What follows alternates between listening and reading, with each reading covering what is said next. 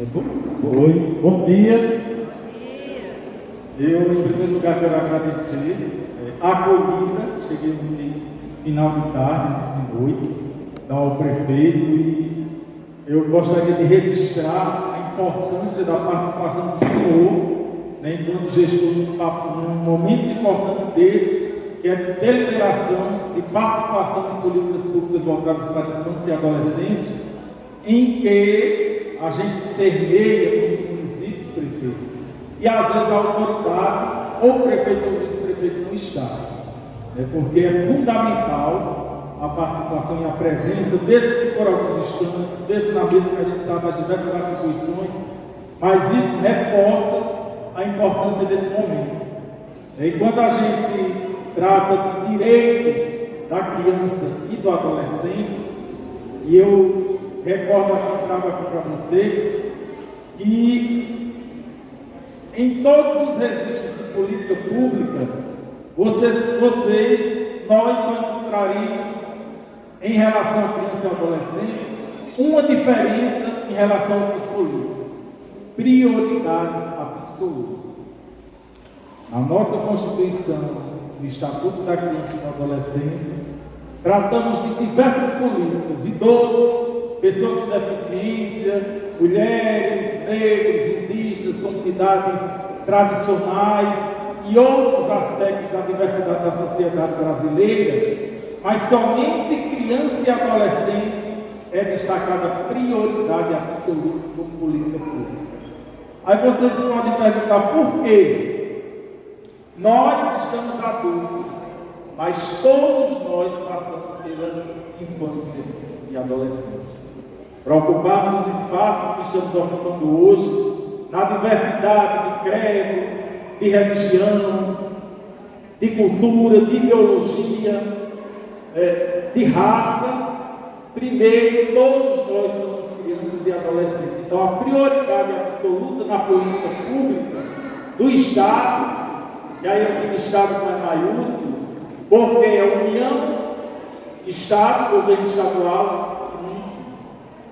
Sem esse alinhamento, encontramos muitas barreiras e dificuldades que às vezes o município apaga incêndio, que é onde está concentrado no dia a dia, e aí as nossas atividades, e aí os nossos serviços, os nossos programas, a participação da sociedade e, principalmente, no eixo dessa conferência que traz a voz ativa da criança e do adolescente. Quando se trata de direitos humanos, e aí a gente sabe o contexto pandêmico, eu vou ser categoricamente entre 25 minutos para explanar, porque a gente sabe de pontuar o que vocês vão discutir posteriormente nos grupos, trazer exemplos práticos em que eu vivenciei e vivencio no dia a dia também no município de Guarás Novas, quando a gente termina cada eixo. A pandemia trouxe diversas consequências e ainda pode trazer, sabemos disso, e ainda trabalhamos com esse resvelar da pandemia, que nesse recorte que a conferência traz em relação à criança e adolescente, muitos são bem danosos. Um deles, a orfandade. Crianças e adolescentes perderam para a Covid pais, mães, avós, provedores de renda nas suas casas. E quando se diz que você perdeu um provedor de renda na família, desestrutura o impacto econômico, o impacto social, e aí reverbera a violência, o caminho da drogadição, da desestruturação familiar e vários impactos na sociedade e no serviço público para o serviço de assistência social e saúde. E a educação não se fala porque, primeiramente, já abandonam a escola. Quando não tem aquele adulto, não tem aquele responsável que direciona, que cuida, que encaminha, que sabe e acredita que na educação transforma-se o presente e o futuro. então já se desestrutura. E essa pandemia, nesse eixo, desestruturação familiar, orfandade, desestabilização de renda e emprego, muitos que já viviam na informalidade acabaram necessariamente, obrigatoriamente, aí eu não vou discutir esse mérito, de não ter renda, né? Não ter dinheiro para colocar comida dentro de casa. E aí descobriu um outro viés, que foi da insegurança alimentar, que eu digo que é um nome bonito, para a fome. É para a fome. A gente sabe aqui que muitas crianças e adolescentes, na merenda escolar, tem a sua refeição que não tem casa. Essa é uma dura realidade. Quando se deixou crianças e adolescentes de não irem para a escola por uma série de fatores que nós sabemos e enfrentamos, deixaram de comer. Se em casa os pais não tinham que colocar comida, se não tinham de onde tirar o sustento daqueles que viviam na informalidade, se as crianças não iam para a escola, aumentou a fome. A necessidade que a escola tem um papel importantíssimo de transformação da educação também passou pelo viés social, que é a alimentação, a merenda escolar, que eu digo que, e aí eu vou recortando os exemplos, seguindo o cronograma, obrigado. No serviço de convivência e fortalecimento de vínculos de crianças e adolescentes, e eu trago a realidade do Raiz Novos, lá com os orientadores sociais, muitas crianças diziam, tem mais que eu quero levar para casa para meus irmãos que não têm o que comer. Então essa pandemia, a crueldade das consequências são danosas. Nós que ainda temos um trabalho, que ainda temos o conforto da família, da casa, muitos temos os nossos honorários no final do mês garantidos, mas e aqueles que essa desestrutura e esse tema central da conferência vem trazer isso, descobrir essas nuances, o impacto na saúde, minha gente, a cobertura vacinal obrigatória de crianças e adolescentes que os pais deixaram de ir nas unidades básicas, que deixaram de vacinar, que deixaram de cumprir o calendário de vacinação, que desprotegeram as crianças.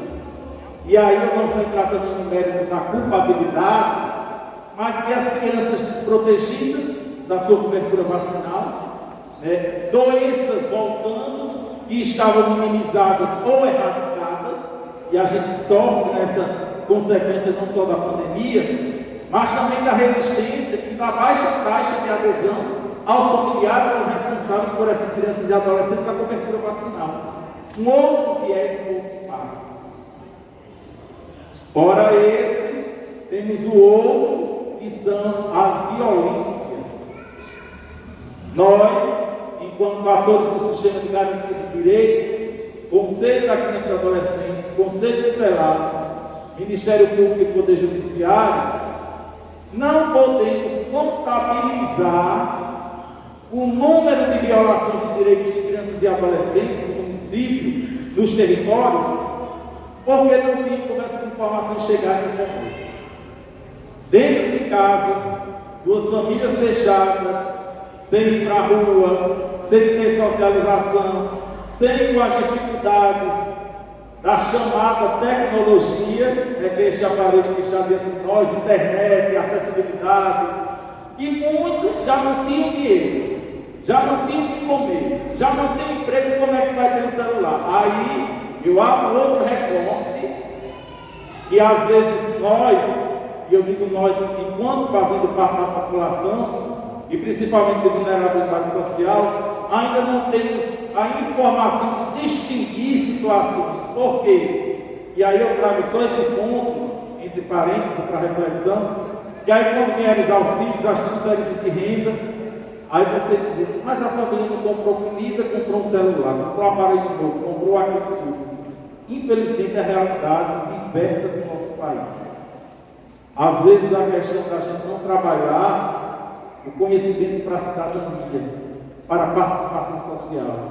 E um momento como esse que a conferência nos traz, para discutirmos a garantia, não é do futuro de um Silas, de um Caio, dos adolescentes que estão aqui, mas também do nosso futuro.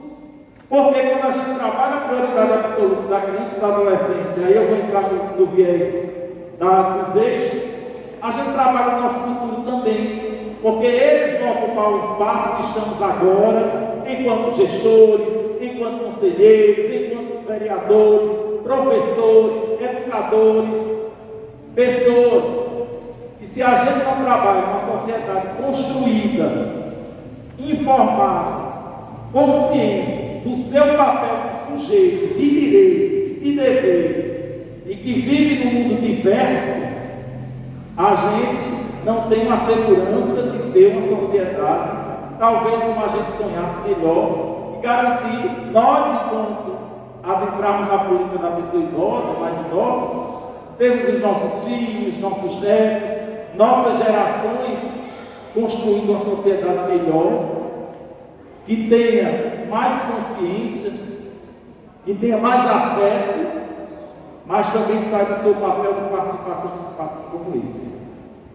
E aí, a conferência da sua 12ª edição nacional, que a primeira foi, se eu não me engano, o Estatuto da Criança e do Adolescente, que foi a primeira conferência em 1995, né? E a última, falando da implementação do Plano Decenal de Direitos Humanos de Crianças e de Adolescentes, foi a 11ª, em 2016 ou 2019, e essa agora em 2022. E aí são 5 eixos apresentados para vocês discutirem no temário, que vão apresentar propostas e avaliação das políticas públicas para a criança e adolescente do município, enviar propostas para o Estado e enviar propostas para a União. E aqui eu já vou dando uma sugestão nas discussões dos grupos para cobrar da União, do governo federal, 2 coisinhas simples. Porque sem recurso o prefeito sabe que a gente não faz nada. E fazer mais que tirar leite do pé, eu também acompanho o orçamento de criança e adolescente do município, a gente às vezes tem até alguns enfrentamentos e desgaste um pouco, mas são necessários. Mas na União Federal, cobre a revogação da Emenda Constitucional 95, que estabeleceu o congelamento de teto de gastos por 20 anos nas políticas sociais. Isso é inominável. E aonde há mais recursos, é na União, que repassa, que aí tem as políticas tripartites, União, Estado e município, bipartite, que também Estado e município, mas que devemos cobrar recursos de onde vem mais recursos de cima para baixo, não de baixo para cima, para a gente às vezes fazer baixo.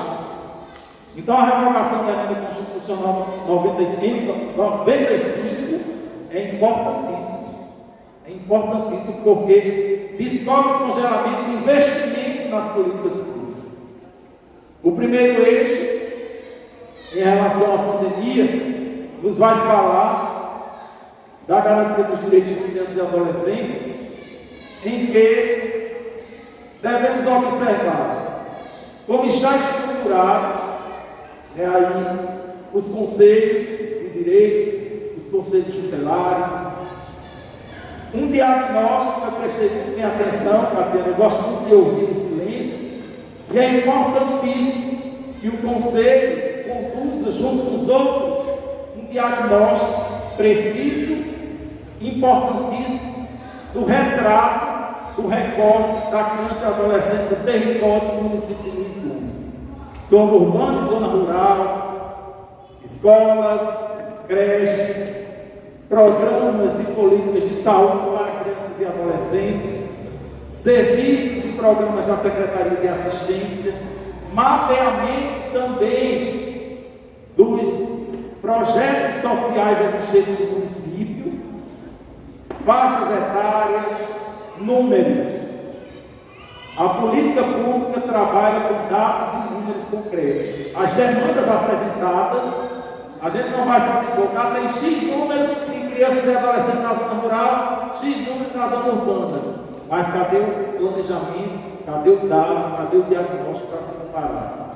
Meninos e meninas, se tem comunidades como quilombolas, indígenas, povos tradicionais, religião de matriz africana. E aí, nessa garantia desses 2 órgãos importantes que somados juntos com os outros da rede, aí faz um trabalho que é bom para todos que fazem parte da rede, do sistema de garantia de direitos. Então é importantíssimo esse mapeamento. Parabéns pelo Fundo da Infância e Adolescência regulamentado. Ainda hoje tem municípios que não têm a regulamentação do Fundo da Infância, em 2022. Que isso transforma e isto atrai recursos de destinação de quem declara imposto de renda, que envia dinheiro para a União, que muitas vezes não sabe aonde vai ser gasto. Quem declara, e aí que o contador pode orientar, e outros profissionais que na hora da declaração de imposto de renda se diz, você pode doar, destine para o Fundo da Infância e Adolescência do município de Luiz Gomes. Faz uma diferença enorme na garantia dos direitos da criança e do adolescente, seja com projetos do poder público ou da sociedade civil. E aí, no tempo de pandemia, como nós atuamos, o que fizemos, como está o retrato das crianças e adolescentes nesse período, antes, durante e agora com as sequelas. Crianças órfãs, crianças vítimas de violência, crianças e adolescentes que perderam pais, avós, crianças e adolescentes que abandonaram a escola, a busca ativa escolar, crianças e adolescentes que deixaram de ser por cobertura vacinal, e crianças e adolescentes que todo esse contexto pandêmico, ou responsável, ou por outras consequências, deixaram de ter esses direitos garantidos. E aí uma outra demanda surge, que é a tecnologia, o acesso à tecnologia. Sabemos que nem toda criança ou adolescente, nem todo pai ou mãe ou caso residência tem uma internet bacana, e através do aparelho celular tem reuniões, textos, aulas do convite. Nós também tivemos que nos adaptar com 5G, 3G, velocidade, tantas celular disso, daquilo outro que cabia. Eu me lembro que quando eu fui adquirir um aparelho celular, mas foi antes da pandemia, eu não tenho, nem tenho vergonha, nem tenho medo de dizer que não sou muito acesso à tecnologia, mas se eu pego um celular que tem uma memória gigante, que eu trabalho com ele, com um celular e um notebook, que é diversos arquivos, vídeos, textos e outras coisas, e centenas de grupos. Então me deu que tem muita memória, então está dando certo até agora. Mas esse é um outro retrato da política pública, o acesso às tecnologias. E aí foi um boom na educação, um boom que pode ser uma faca de dois gumes. Primeiro, a adaptação, que a gente às vezes não estava preparado e que tivemos que nos reinventar. Pessoas, professores, pais, alunos, e que abriu uma outra demanda. Como é que está o acesso à tecnologia nas nossas instituições? E aí se reverberou para a saúde, o atendimento remoto, números do WhatsApp, institucionais, serviços, e também do conhecimento mínimo. E aí eu faço só um adendo para que, diante das consequências da pandemia, e não só para toda a política institucional, o profissional de tecnologia nas instituições, que ensine, que tenha um conhecimento técnico, que vai fazer também a diferença ainda no caminhar que a gente está. Dois eixos tratam de participação da sociedade e participação da criança e do adolescente como voz ativa. E aí eu pergunto, na participação de adolescentes, além de programas, serviços e projetos, tem uma nomenclatura nova, que é uma resolução do comando recente, acho que de 2013, 2017 e 2019, que traz o CPA, que é a Comissão de Participação de Adolescentes, que inclusive tem adolescentes representados no CONANDA, que agregou a voz ativa dos adolescentes. O NUCA é um espaço, mas aí eu digo, nas escolas tem os governos estudantis ou os grêmios estudantis, em seminários, em políticas de participação, principalmente na Semana do Bebê, que eu observei também, que é importantíssimo, que já trabalha a garantia do direito da criança e do adolescente desde a idade zero, do período de gestação, quando garante àquela mãe o acesso às políticas públicas a elas de direito previstos constitucionalmente, ofertados pelo município, no desenvolvimento saudável da sua gestação, que vai impactar no desenvolvimento saudável da criança, no acompanhamento de profissionais, que é importantíssimo, né, nesse período, durante, assim que a mãe sabe que está grávida, até o pós-parto, para que a criança tenha, no seu aspecto de saúde, todos os direitos garantidos e a responsabilidade da mãe também de ter acesso a essas políticas, levá-la, a criança, para que ela tenha, né, já na sua primeira infância, esses direitos respeitados pelos pais, pela família. Então, cobertura vacinal, acompanhamento do médico, do profissional enfermeiro, da sua unidade básica, referência, é importantíssimo. E aí, no direito de participação de crianças e adolescentes, eu trago um exemplo de Currais Novos, que a gente estava trabalhando nunca, mas sempre quando o ser pedia ou pede, em outros espaços, mas a gente teve um diálogo de mais de um ano com o prefeito, com a Câmara de Vereadores, que tem inclusive uma comissão parlamentar de direitos de crianças e adolescentes, que é importantíssima porque toda a política tratada da criança e adolescente, alguns aspectos legais precisa passar pela gestão municipal e pela Câmara de Vereadores através de projetos de lei. E você ter um diálogo aberto com a gestão municipal e com a Câmara de Vereadores é imprescindível. Nós lá em Currais Novos, e se reverberam para outros municípios, o NUCA foi instituído como política pública permanente vinculada ao Conselho Municipal dos Direitos da Criança e do Adolescente, independente de ser o Unicef ou qualquer outro programa. Então é permanente, né? A gente reverberou para outros municípios o projeto de lei, que não vai impactar em orçamento, a gente já estudou, porque o Conselho da Criança e do Adolescente tem um orçamento próprio, a previsão orçamentária, e o NUCA vai estar vinculado ao CNDCA. Então, não emplacou em nenhuma criação nova de impacto de orçamento previsto. Então, foi tudo bonitinho e o NUCA lá é uma política permanente agora. Os adolescentes dizem, mas se o céu acabar, a gente acaba também? Agora não acaba mais. Acaba quando eles atingirem a maioridade, não quiserem mais estar, e outros vão ter a oportunidade de viver essa política da criança e do adolescente.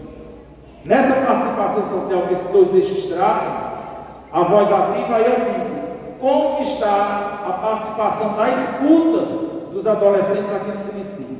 Seja na zona rural, seja em instituições, seja em projetos, seja em qualquer política que ocorra durante o ano no calendário previsto na educação, na saúde, na assistência, a participação e a multiplicação, muitas vezes, quando você chama um adolescente, chama dois, chama três, e eles na propaganda boca a boca, diz, olha, na unidade básica de saúde tem um negócio para a gente. Ai, como é? É bom? Tá? Vai chamando o outro. Na educação tem um programa bacana para a gente. Ah, então vai chamando o outro. Atualmente lá em Currais Novos a gente tem cadastrado no Conselho da Criança e do Adolescente mais de 50 entidades e projetos que trabalham com a política da criança e do adolescente. Esporte, cultura, pessoas com crianças e adolescentes com deficiência, balé, música, teatro. Agora teve um espetáculo chamado Carcará, que foi um financiamento, Lei Câmara Cascudo, Neoenergia, Grupo Neoenergia Cultura, em 6 municípios do setor. Cada município tinha que ter 12 adolescentes apresentando. Ensaiaram durante quase um ano e apresentaram a peça linda, que vocês choraram. Investimento de recursos na política da criança e do adolescente. A participação da sociedade. E a gente sabe, quem está aqui em conselhos setoriais, é um conselho não resolve nada, conselho não dá nada, conselho não dirige nenhuma política, conselho de saúde, assistência, educação, criança e adolescente e outros mais. Lá nós temos conselho da pessoa com deficiência, conselho da mulher, conselho da pessoa idosa, conselho de política sobre drogas, fóruns setoriais, conselho de juventude, e agora está na criação, porque lá agora a segunda comunidade de reminiscência quilombola foi reconhecida pela Fundação Palmares, tem 2 comunidades agora em Currais Novos, e estamos no processo de implementação do Conselho de Promoção da Igualdade Racial. E descobrimos que temos descendentes de indígenas também no município, temos comunidades ciganas também, e é fundamental. Aí diz, o que é que tem a ver tudo isso com o tema de garantia de participação social? A sociedade, através da Constituição de 1988, os conselhos deram essa abertura de todo e qualquer cidadão, diante das particularidades que os conselhos convocam, saúde, educação, assistência, de ter espaço de serem ouvidos, de observar as políticas públicas do município e de discutir. E alguns conselhos têm um papel fundamental, que são deliberativos, que deliberam, e às vezes, eu vou usar o termo mais comum, derrubam algumas coisas que não estão alinhadas com a política pública.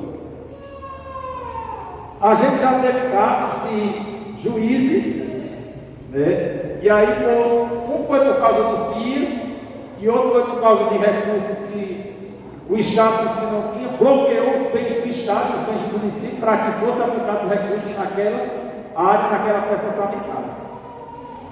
Então, isso provocado pelo Conselho. Então, veja a importância e o papel do Conselho, não é para bloquear bens, mas a importância dele também fazer o mapeamento da política pública da criança e adolescente e investir na prioridade absoluta.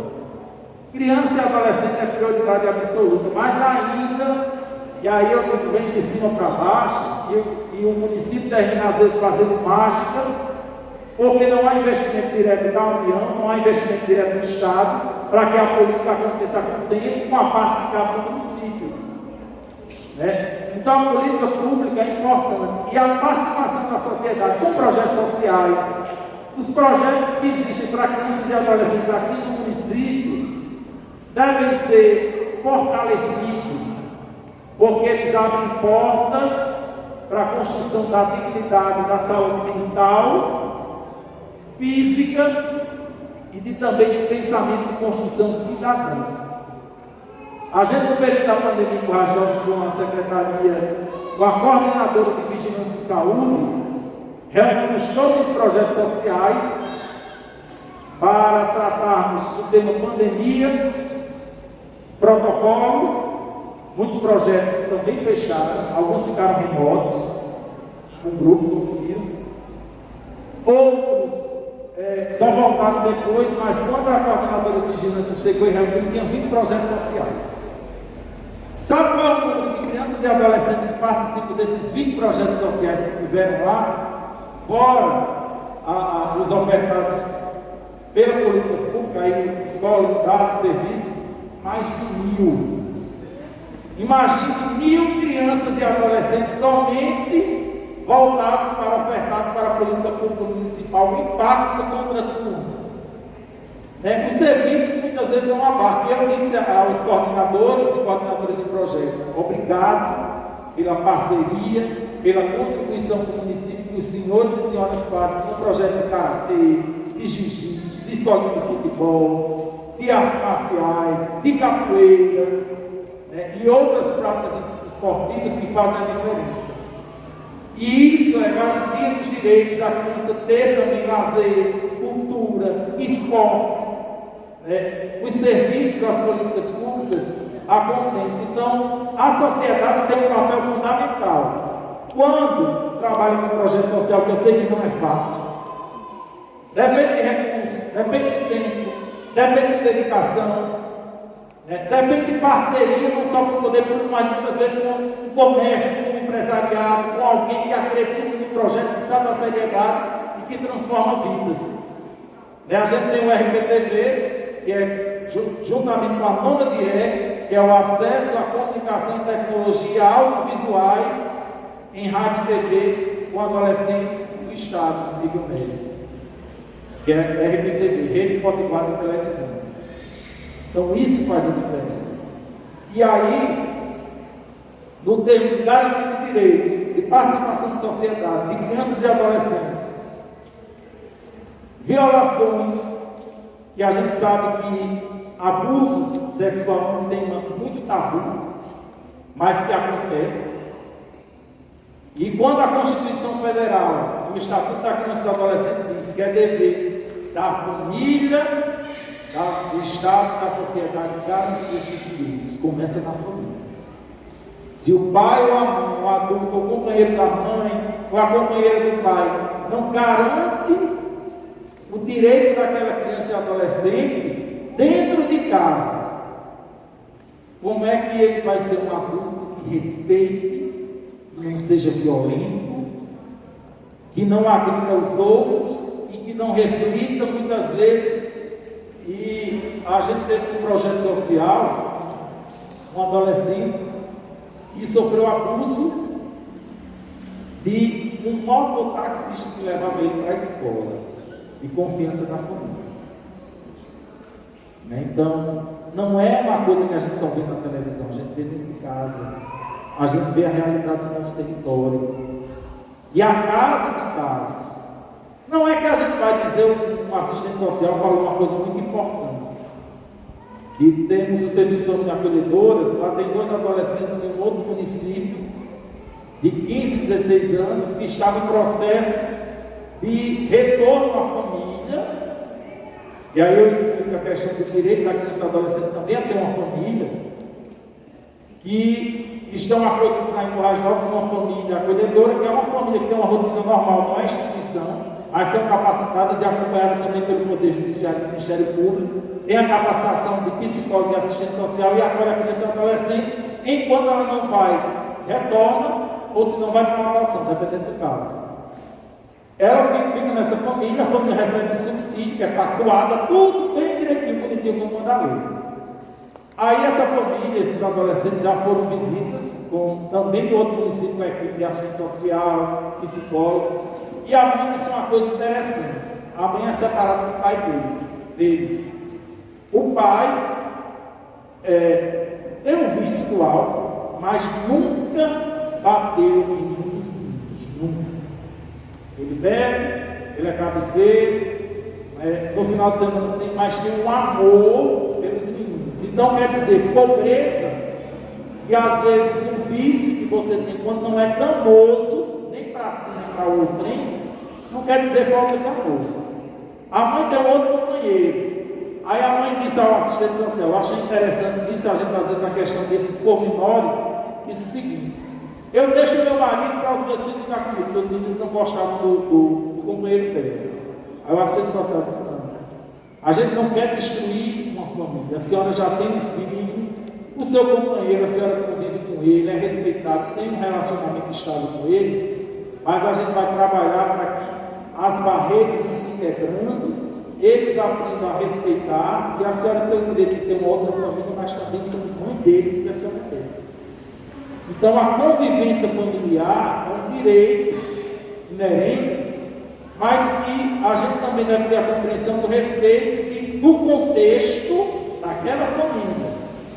Cada família é uma realidade diferente. E aí, assegurar os direitos da criança e do adolescente, a convivência familiar, esporte, cultura, lazer, políticas públicas ofertadas pelo município, é importantíssimo.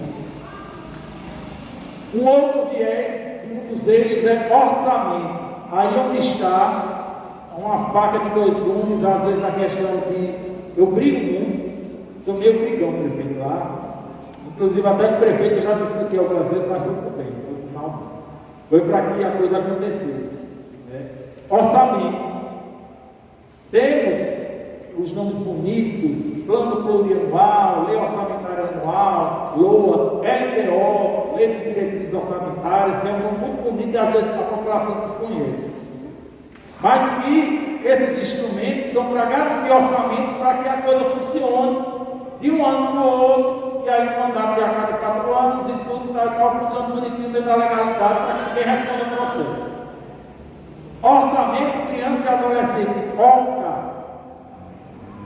Ainda vamos ouvir falar muito, porque é uma nomenclatura mais ou menos nova, mas está sendo cobrada por alguns programas, perfeitamente da criança, se eu não disser vai se cair em algum momento, porque tem um plano de participação de adolescentes e um plano de direito de criança e adolescente. Sem orçamento, a gente não trabalha. Sem recursos, a gente não funciona. Conceito de direito tem que ter recurso previsto no orçamento. Conceito tutelar tem que ter recurso previsto no orçamento. Política pública da criança e do adolescente. Aí você diz, mas tem que ter orçamento para financiar isso aqui outro. Tem um orçamento direto e indireto. Lá em Corrais Novos, eu digo quando presidente do CNDCA, quando sai a LOA, eu entro em contato com a secretária do gabinete do plano de arquivo, imprimo todo. Olho, página por página. Na Secretaria de Obras, tem recurso para criança e adolescente? Tem. Aí você diz que não tem. Quando calça uma rua, quando constrói uma praça, quando dá acessibilidade, naquela rua, naquele bairro, está garantido o direito de acessibilidade da criança e do adolescente, do ir e vir se a criança ou adolescente é cadeirante, tem mobilidade reduzida, daquela mãe, em vez de estar na terra no carro duro, tem um calçamento para poder ter um acesso melhor. É orçamento indireto. Secretaria de Saúde tem orçamento para criança e adolescente? Tem. Os programas que vêm lá do Ministério da Saúde e trabalham com a saúde da criança e do adolescente é um orçamento direto para a criança e adolescente, é um orçamento indireto, mas bem registrado como orçamento de criança e adolescente, se o CNDCA, quando começa a ter essa visão. Secretaria de Educação tem o maior público-alvo da política da criança e do adolescente, creches e escolas. E aí vai até o nível médio também, que aí o Estado tem também as escolas estaduais. Todo e qualquer orçamento que trabalha para a educação, para a construção, com políticas da criança e do adolescente, na educação, faz parte também do órgão. Esse órgão é a extração desses recursos, diretos ou indiretos. Aí o FIA é direto, que é diretamente específico para a criança e adolescente, é um orçamento direto. Então são políticas que vêm em construções, e tudo isso que vocês vão discutir nos grupos, garantia de direitos, violações durante o período antes e pós-pandemia, que é importante o acesso à informação. E aí eu trago, já me aproximando dos minutos finais, a lei de internato e a lei de Morel. É uma discussão em que não passa para o abuso, a violência ou a exploração sexual, mas passa para o abuso, a violência psicológica e física.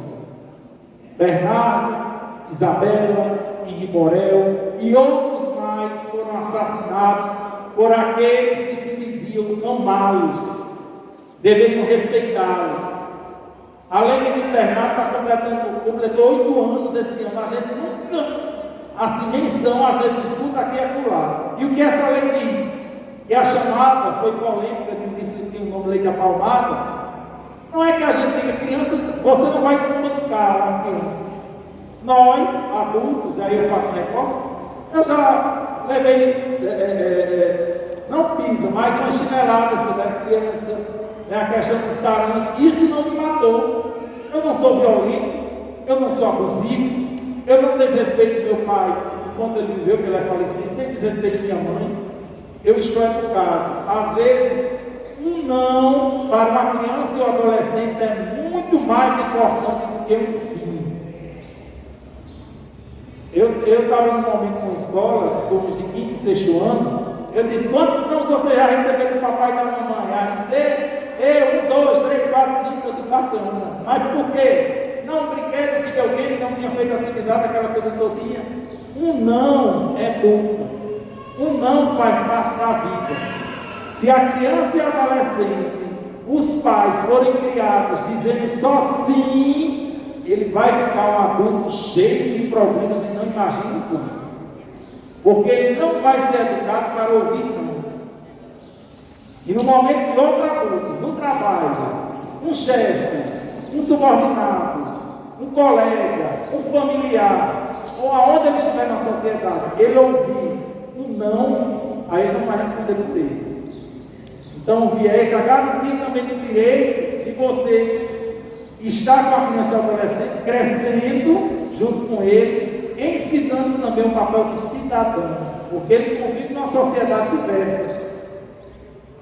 Pessoas de diversas etnias, diversos estamentos socioeconômicos, né, de diversas culturas, de ideologia diferente, às vezes até com crença ou sem crença nenhuma. Então a gente vive num país plural e a diversidade deve ser respeitada e ensinada. E aí, já vou para concluir, um exemplo bem prático na comunidade quilombola, a gente estava com uma atividade no Núcleo, com uma criança negra, com os cabelos bem black power, bem armados, uma menina. Aí chegaram as criancinhas, as menininhas da comunidade quilombola, com os cabelos bem alisadinhos, bem. Aí disseram, isso a gente vai, por isso que o silêncio, a gente observar as cenas que estão ao redor, é bem importante. Mas você tem um cabelo assim armado, você não tem vergonha não?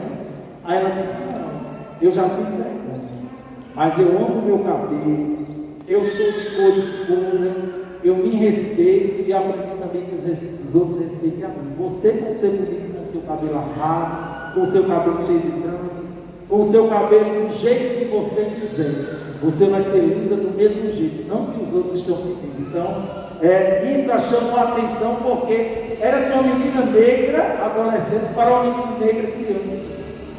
Que desmistifica muita coisa. E aí o respeito, a diversidade. E aí eu trago. A criança ou adolescente com deficiência tem direito a todas as políticas públicas, como toda e qualquer criança ou adolescente. Lá temos o Conselho de Pessoas com Deficiência, temos a PAI, temos a Ascosbern, temos a CDF, temos a Nortear, autistas, crianças com síndrome de Berardinelli, deficiência física ou transtorno mental, crianças e adolescentes com PC, paralisia cerebral. Temos o exemplo de Jamila, que ela teve paralisia cerebral em decorrência do parto na mãe dela, mas ela conseguiu fazer chegar a uma pós-graduação. Então não tem limites quando se você dá o direito da criança ou adolescente ser quem ela quiser e o que ela quiser, mas com dignidade, com respeito e com a ajuda de todos nós, sociedade e poder público. E aí, independente de pandemia, de consequências, nós poderemos sarar as feridas, cuidar da saúde mental também, não só delas, mas também nossa, e termos uma sociedade melhor. Então, dentro desses 5 eixos, aí ficam as provocações e os exemplos para vocês discutirem, apresentarem propostas concretas para o município de Luiz Gomes em relação a essa análise, para o Estado e para a União. E a União tem cobre recursos, que é de onde sai de Brasília, de onde sai mais dinheiro que não tem. Então, muito obrigado. Não vou poder ficar até o final, porque são 5 ou 6 horas de viagem até Laje Novos, ou 3 horas e alguma coisa. Mas obrigado, prefeito, obrigado, Capiana, obrigado a todos vocês por me ouvirem. Garantam o direito de suas crianças e adolescentes, que Luiz Gomes vai ser um município cada vez melhor. Muito obrigado.